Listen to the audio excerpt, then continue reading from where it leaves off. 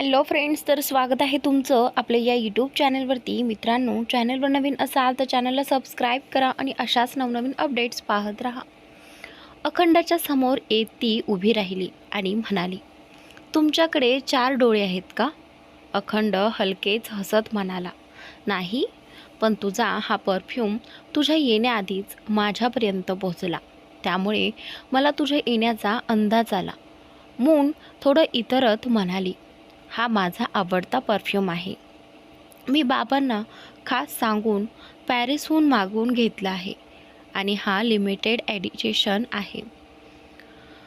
अखंड हसत म्हणाला, 6 बाटल्या? मून थोडी चकित होऊन विचारते, काय?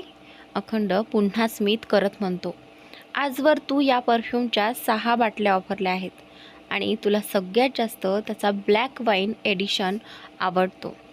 त्याचं बोलणं ऐकून मून आश्चर्याने त्याच्याकडे बघत राहिली, कारण तिला आता विचार पडला की ह्याला कसं माहिती.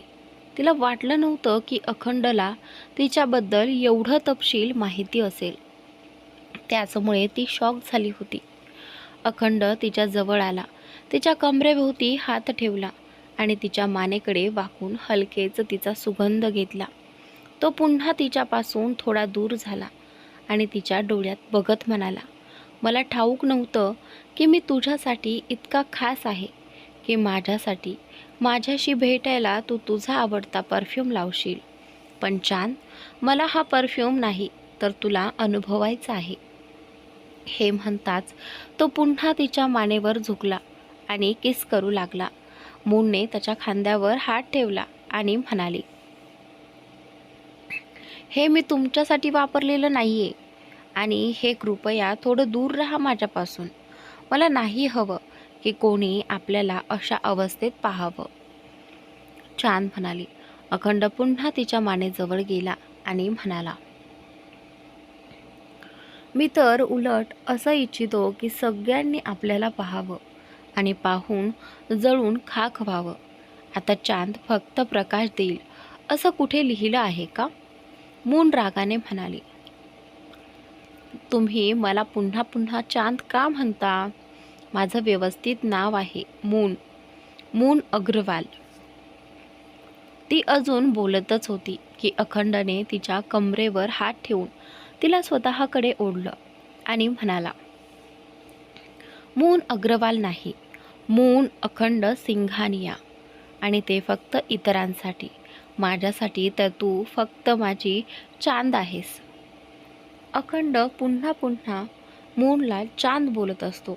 हे बोलताच तो तिच्या चेहऱ्याजवळ, अगदी तिच्या ओठांच्या जवळ आला.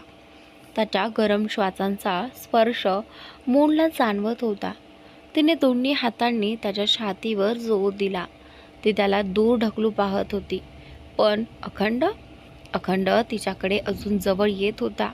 मून संतापून म्हणाली, तुम्ही मला या फालतू गोष्टी ऐकवायला बोलवलं आहे का? बघा मिस्टर सिंघानिया, तुम्ही नक्कीच श्रीमंत असाल. लोकांना तुमच्यासमोर झुकवायची तुम्हाला सवय असेल, पण मी झुकणाऱ्यांपैकी नाही. तुम्ही मला मागच्या 2 दिवसांपासून फार त्रास देत आहात, पण आता कृपया हे सगळं बंद करा.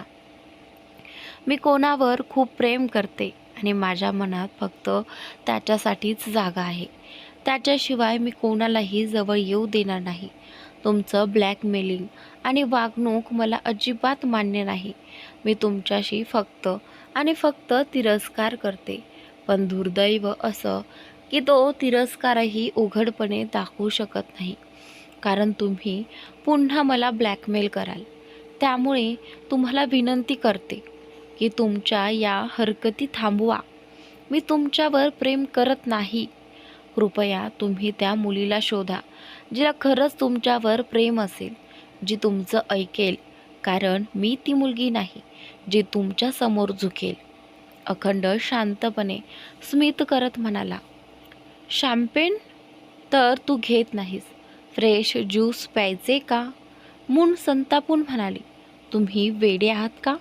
मी इथे मन मोकळं करून बोलते आहे आणि तुम्ही मला ज्यूसबद्दल विचारता? मला आधी वाटलं होतं की तुम्ही थोडे विचित्र आहात, पण तुम्ही तर पूर्णपणे वेडे आहात.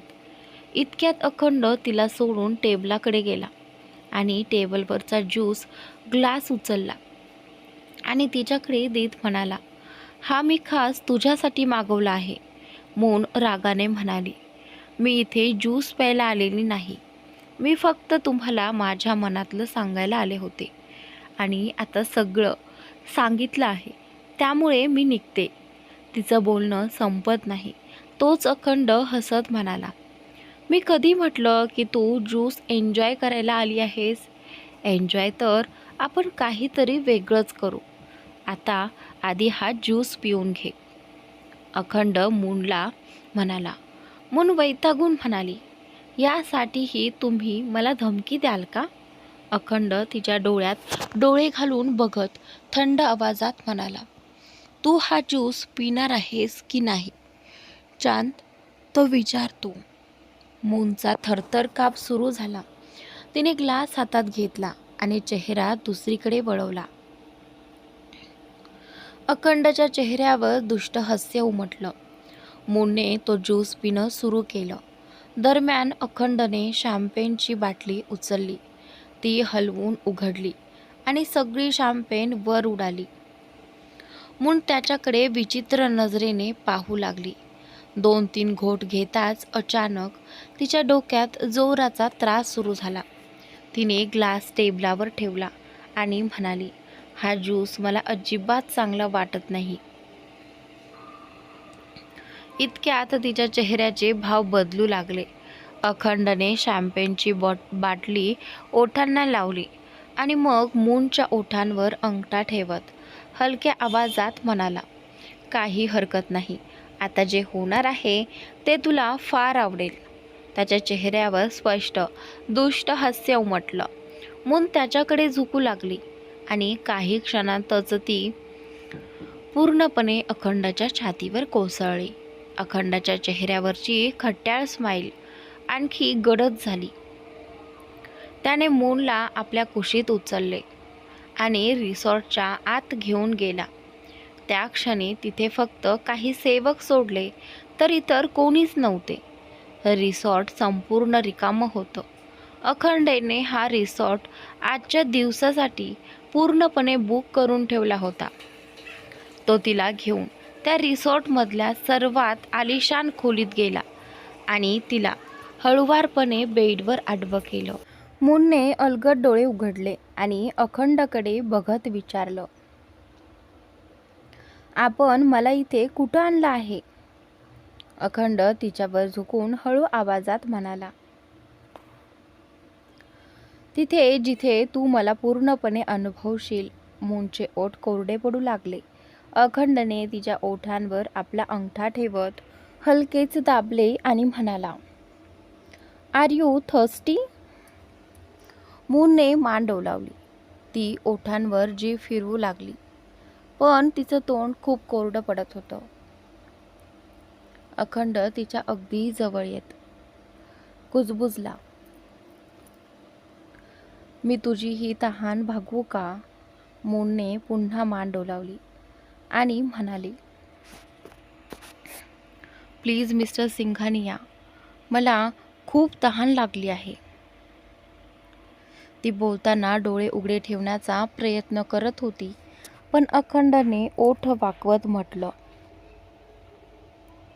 पण तू तर मला प्रेमच करत नाहीस. तुझं प्रेम कुणा दुसऱ्यावर आहे ना, मग मी तुझी तहान का भागवू? अखंडचे शब्द ऐकून मून त्याच्या ओठांकडे बघू लागली. तिने त्याच्या गालावर हात ठेवला आणि त्याला उत्कटतेने किस केली. अखंडच्या चेहऱ्यावर पुन्हा खट्याळ स्माईल उमटली. त्याने तिच्या कमरेवर हात ठेवला आणि तिला घट्ट मिठीत घेत खोलवर किस करू लागला. काही वेळातच मूनचे कपडे जमिनीवर विस्कटले गेले. ते दोघे एकांतात होते. अखंड त्या क्षणी फक्त मूनला आपल्या बाहुपाशात घट्ट धरून होता. तो तिच्यासोबत अजून काही पुढे करत नव्हता. मून त्याच्या छातीवर डोके ठेवून गाढ झोपली होती. अखंडच्या कानात तिचे शब्द घुमत होते. तो चेहऱ्यावर गंभीर पण धोकादायक भाव आणत म्हणाला, तू आज खूप मोठी चूक केली आहेस. चांदनी, माझ्या समोर दुसऱ्यावर प्रेम असल्याचं बोलण्याची तुझी हिंमत झाली. ही गुस्ताखी तुला फार महागात पडेल, कारण आज तू माझं मन दुखवलं आहेस. आता माझं मन एकटं जळेल असं होणार नाही. कुणीतरी आणखी माझ्यासोबत जळणारच. हे बोलून तो मूनकडे वेडसर नजरेने पाहू लागला. सकाळचे साधारण 8 वाजले होते. मूनचा फोन सतत वाजत होता. फोन साईड बेडवर ठेवलेला होता आणि ती अजूनही गाढ झोपलेली होती. फोनचा आवाज ऐकून मून हलली. डोळे उघडताच तिला जाणवलं की स्वतःच्या खोलीत नाही. ती घाबरून ताबडतोब उठून बसली आणि त्यानंतर स्वतःची अवस्था पाहून तिचा मेंदू पुन्हा गोंधळला आणि चेहऱ्यावर राग स्पष्ट दिसू लागला. तिने लगेच ब्लँकेटने स्वतःला झाकून घेतलं. नजरेसमोर सोफ्यावर बसलेला अखंड दिसला. तो न्यूजपेपर वाचत ग्रीन टीचा आस्वाद घेत होता. मूनने त्याच्याकडे कटाक्ष टाकला, पण त्याच्याशी बोलण्याआधी तिचा फोन पुन्हा वाजू लागला. स्क्रीनवर तिच्या मैत्रिणी छायाचा कॉल येत होता. मूनने फोन लगेच सायलेंट करून ठेवला आणि घाईघाईने बेडजवळ पडलेले कपडे घालू लागली. कपडे घालत असतानाच फोन पुन्हा वाजला. तिने कॉल कट करून सरळ अखंड समोर उभी राहिली. गडद रागाने पाहत तिने विचारलं, काल रात्री तुम्ही माझ्यासोबत काय केलं? अखंड, जो त्यावेळी ब्लॅक कॉफीचा आस्वाद घेत होता, तिला पाहत हसला आणि म्हणाला, काल रात्री? काल काय झालं होतं? काहीही तर नाही. का? तुला काही अपेक्षा होत्या का, ज्या मी पूर्ण केल्या नाहीत? मून रागाने म्हणाली, जस्ट शट अप. मला काल ज्यूस पिल्यानंतर काय झालं याची काही आठवणच नाही. मला फक्त एवढं आठवतं की मी ज्यूस प्यायलं आणि मग सगळं ब्लँक. काय झालं आणि काय नाही याची मला काहीही शुद्ध नव्हती. अखंडने डेव्हिल स्माईल करत पेपर खाली ठेवला आणि जवळ येत म्हणाला, तुला शुद्धीत राहण्याची काही गरज नाही. तू फक्त माझ्यात हरवून जा. बाकी काही विचारण्याची आवश्यकता नाही. त्याच्या शब्दांवर मूनने झटकन त्याचा हात दूर केला आणि संतापून म्हणाली, हात लावू नका मला. मला वाटलं तुम्ही फक्त उद्धट आणि बेशरम आहात, पण नाही, तुम्ही तर फसवणूक करणारे निघालात. त्या दिवशी तुम्ही मला नशेत असताना फार्म हाऊसला नेलं आणि माझ्याशी घाणेरड्या गोष्टी केल्या, आणि काल तर तुम्ही मुद्दाम ज्यूसमध्ये काहीतरी टाकलं आणि पुन्हा तीच नीच हरकत केली. मिस्टर अखंड सिंघानिया, तुमच्यासारखा निर्लज्ज मी पाहिलाच नाही. एवढ्या घाणेरड्या गोष्टी केल्यानंतर तुम्हाला आरशात स्वतःचा चेहरा बघताना लाज वाटत नाही का? स्वतःचा चेहरा पाहून स्वतःवर राग येत नाही का? त्यावेळी मून बोलत असते. ती बोलत असतानाच पुन्हा फोन वाजला. मून त्रासिकपणे म्हणाली, मी आत्ता इथून निघते. थेट माझ्या बॉयफ्रेंडकडे जाणार आहे. तुम्हाला वाटतं मी ही जबरदस्ती शांतपणे सहन करत राहील? नाही, आता तुम्हाला माझ्याकडून फार लवकरच उत्तर मिळेल. तिचे शब्द ऐकताच अखंडच्या चेहऱ्यावर पुन्हा खट्याळ स्माईल उमटली. मूनने फोन उचलला आणि रागाने निघून जाण्याची तयारी केली. अखंड तिला जाताना बघत शांत सुरात म्हणाला, जरा शांत बसून कॉल रिसीव्ह कर चांद. नाहीतर असं होईल की तू फोनवर बोलत असताना तुझ्या पायाखालची जमीनच निसटेल. जर पाय घसरले तर तू पडशील आणि जखम तुझ्या अंगावर होईल, पण वेदना मला जाणवतील. त्याचं बोलणं ऐकून मूनने रागाने त्याच्याकडे पाहिलं, पण तिनं तरीही कॉल रिसीव्ह करून फोन कानाशी धरला. फोनवरून समोरच्या बाजूने छायाने जे सांगितलं ते ऐकून मूनची शुद्ध हरपली. खरंच तिच्या पायाखालची जमीन सरकली आणि डोळ्यातून अश्रू वाहू लागले. ती थरथरत म्हणाली, काय? आग लागली? माझ्या घराला आग? मॉम, डॅड, ते दोघं घरात आहेत ना? त्यांना काही झालं नसेल ना? हे बोलतानाच तिच्या डोळ्यातून धारा लागल्या. अचानक कुणीतरी तिच्या हातातून फोन हिसकावून घेतला आणि कॉल डिस्कनेक्ट केला. मूननं संतापाने अखंडकडे पाहिलं. अखंड हलक्या स्मिताने म्हणाला, जेवढं तुला ऐकायला हवं होतं तेवढंच ऐकलंस. पुढचं ऐकून काही उपयोग नाही. त्याच्या शब्दांवरून मूनला लगेच कळलं की हे सर्व कोणाचं काम आहे. अखेर ज्या गोष्टीची तिला भीती होती तीच गोष्ट अखंडने केली होती. पण प्रश्न हा होता की अखंडने असं का केलं? मूननं अशी काही चूक केली नव्हती की ज्यासाठी तिला एवढी मोठी शिक्षा मिळावी.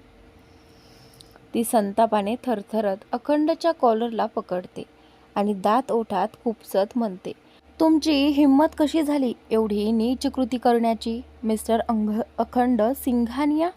तुम्ही मुद्दाम माझ्या घराला आग लावली आहे. जर माझ्या आईबाबांना काही झालं तर लक्षात ठेवा मिस्टर अखंड सिंघानिया, मी तुम्हाला सोडणार नाही. मी तुमचे प्राण घेईन. मून फक्त एवढंच बोलत असते. हे ओरडून तिनं अखंडची कॉलर झटक्यात सोडली. पण अखंडाच्या चेहऱ्यावर फक्त एक भयानक हसू उमटलं होतं. मून तिथून जाण्याआधीच अखंडनं तिचा हात पकडला आणि म्हणाला, कुठं चालली आहेस चांद? मूनने अविश्वासाने त्याच्याकडे पाहिलं. आत्ताच तिनं त्याच्यावर एवढा राग काढला होता, तरीही अखंड बेशर्मीने हसत होता. अचानक त्यानं तिला आपल्या जवळ खेचलं आणि मून थेट त्याच्या छातीवर आदळली. तिनं संतापाने त्याला जोरात ढकललं आणि म्हणाली, सोडा मला मिस्टर सिंघानिया. मला लगेच माझ्या घरी जायचं आहे. तुम्ही जे केलं ते चुकीचं आहे. फार मोठं पाप केलं आहे. याची शिक्षा तुम्हाला नक्की मिळेल. हे बोलून ती पुन्हा दरवाजाकडे निघाली. पण यावेळी अखंडनं तिच्या कमरेला पकडलं आणि तिला घट्ट आपल्या छातीशी चिकटवलं. मून त्याला दूर लोटण्याचा प्रयत्न करू लागली. तिचं मन फक्त घरी पोहोचण्याकडे धाव घेत होतं. तिला एवढंच माहिती होतं की तिच्या घराला आग लागली आहे. आत काय परिस्थिती आहे, कोण जिवंत आहे किंवा नाही याची काहीच कल्पना तिला नव्हती. तिच्या डोळ्यातून सतत अश्रू वाहत होते. आईबाबांची काळजी तिचं मन पोखरत होती. ती अखंडच्या छातीवर वारंवार हाताने मारू लागली, पण अखंड तिला दूर जाऊ देत नव्हता. अचानक त्यानं तिला जोरात ढकलून बेडवर फेकलं. मून स्तब्ध झाली. लगेचच ती उठण्याचा प्रयत्न करत होती, पण अखंड तिच्यावर वाकला. मूनने दोन्ही हातांनी अखंडच्या छातीवर जोर दिला आणि रडतच म्हणाली, आणखी किती खाली पडणार तुम्ही? मिस्टर अखंड सिंघानिया, मला सोडा. मी सांगितलं ना तुम्हाला, मला माझ्या आई वडिलांकडे जायचं आहे. कोण जाणे ते आता कशा अवस्थेत असतील. तिथे आग लागली आहे आणि हे सगळं तुम्हीच केलं आहे. आता मला माझ्या आई वडिलांकडे जाऊही देत नाहीत. का करत आहात तुम्ही असं? का माझ्या मागे लागलात? का माझ्या आई वडिलांना त्रास द्यायला निघालात? त्यांनी तुमचं काय बिघडवलंय? तुमची जी काही दुश्मनी आहे, जी काही द्वेष आहे किंवा जी काही समस्या आहे ती फक्त माझ्यापर्यंत ठेवा. पण तुम्ही तर मर्यादा ओलांडल्या आहेत मिस्टर सिंघानिया. तुम्ही माझ्या आई वडिलांबरोबर असं करू नये होतं. मला जाऊ द्या. मला माझ्या आई वडिलांकडे जायचं आहे. प्लीज मला त्यांच्याकडे जाऊ द्या. ती अजून बोलत होती तेवढ्यात अखंडने तिच्या ओठांवर बोट ठेवलं आणि शांत आवाजात म्हणाला, तुला खरंच तुझ्या आई वडिलांकडे जायचं आहे का? तो विचारतो. मूनने मान हलवली. डोळ्यातून पाणी वाहत ती म्हणाली, का केलं तुम्ही असं मिस्टर सिंघानिया?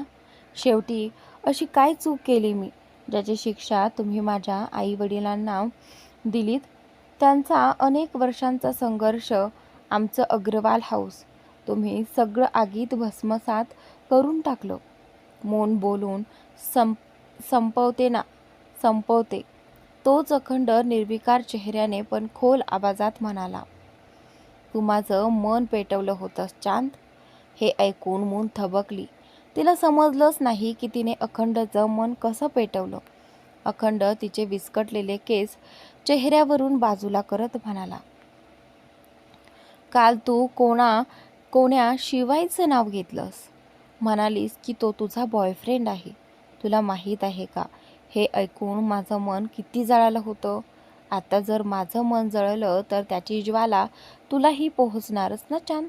तुलाही समजायला हवं की जळणं म्हणजे काय असतं. हे ऐकून मूनचे डोळे विस्फारले. ती संतापून म्हणाली, तुम्ही अगदी सायको आहात मिस्टर सिंघानिया. मी फक्त माझ्या बॉयफ्रेंडचं नाव तुमच्या समोर घेतलं आणि तुम्ही माझं घर जाळून टाकलं. अखंड अजिबात अपराधी भाव न दाखवता म्हणाला, तर मग मी काय करायला हवं होतं चांद. मी आधीच सांगितले, माझं मन जळतंय. पण आता तुला अशा रडताना पाहून मलाच बरं वाटत नाही. सांग, मी तुझ्यासाठी काय करू. ते ऐकून मून हसू लागली. तिला स्वतःच्या नशिबावर हसूही येत होतं आणि डोळ्यातून अश्रूही येत होते. ती म्हणाली, आजवर मी असा वेडा माणूस कधीच पाहिला नाही जसं तुम्ही आहात मिस्टर सिंघानिया. तुम्ही एक नंबरचे सायको आहात.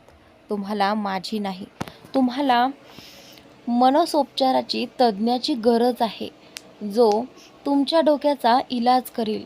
तुमच्या डोक्यात फक्त वेडेपणा आहे आणि मला त्या वेडेपणाची काहीही गरज नाही. मला तुमच्याकडून काहीही नकोय. मी तुम्हाला विनंती करते, प्लीज मला इथून जाऊ द्या. अखंडचा चेहरा रागाने तावातावाने लाल झाला. तो गुरगुरत म्हणाला, पुन्हा एकदा तू माझं मन जाळते आहेस चांद. मला पागल म्हणतेस. मी तुला वेडा दिसतो का. मी तुझ्यावर प्रेम करतो. त्याच्या आवाजातलं वेड आणखीनच गहिरं झालं. मूनच्या डोळ्यातून अश्रू वाहू लागले. अखंड तिच्या मानेच्या जवळ गेला आणि तिला जबरदस्तीने किस करू लागला. मूनच्या चेहऱ्यावर घृणे मिश्रित भाव आले. या क्षणी तिच्या मनात इतका राग होता की ती अखंडला संपून टाकावं असं तिला वाटत होतं. जेव्हा अखंडने तिला लव बाईट द्यायला सुरुवात केली तेव्हा मून वेदनेने कराहली. रडतच ती म्हणाली, आता काय करत आहात तुम्ही. अखंड शांतपणे म्हणाला, तुझ्यावर प्रेम करतोय. माझ्या प्रेमाने तुझा राग शांत करतोय. आणि आजचा भाग इथेच संपतोय. पुढील भाग पाहण्यासाठी चॅनलला सबस्क्राईब नक्की करा.